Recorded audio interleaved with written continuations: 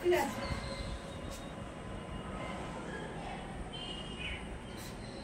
এই তাড়াতাড়ি রান্না করো, খেয়ে যাবো, কাজ আছে।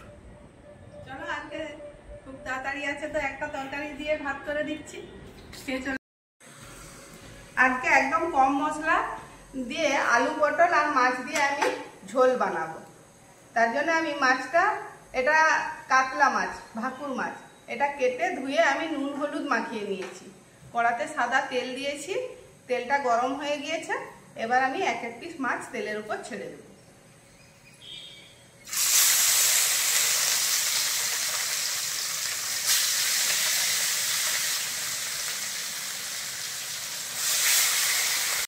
ভালো করে ভাজা হয়ে গিয়েছে, এবার মাছগুলো আমি তুলে নিলাম।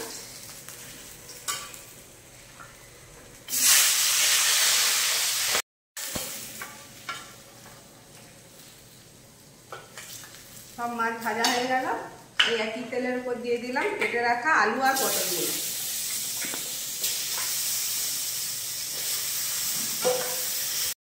এখন পটল আলু খুব সুন্দরভাবে ভাজা হয়ে গিয়েছে। আমি এর উপরেই দিয়ে দিলাম কেটে রাখা আদা,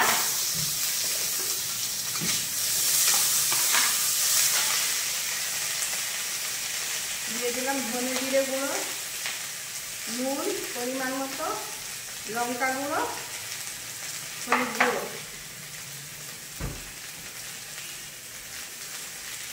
এটা কিছুটা জল দিয়ে মশলাটা ভালো মতো কষিয়ে নেব।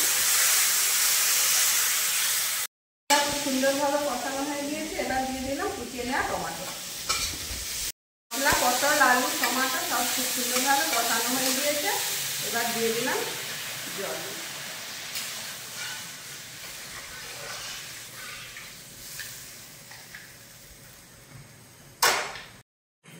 ঝোল ফুটে গিয়েছে, এবার এক এক করে মাছ দিয়ে দিই।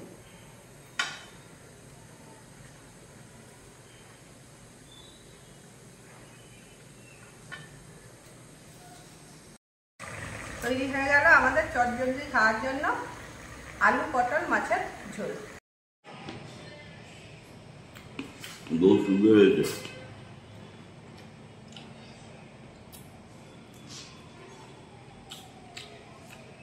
মশলা তো মনে হয়নি যে মশলা আছে। কিছুই মশলা নেই, একদম পাতলা ঝোল। স্বাস্থ্যের পক্ষে খুব উপকার, খেতেও টেস্টি। খুব সুন্দর লাগছে।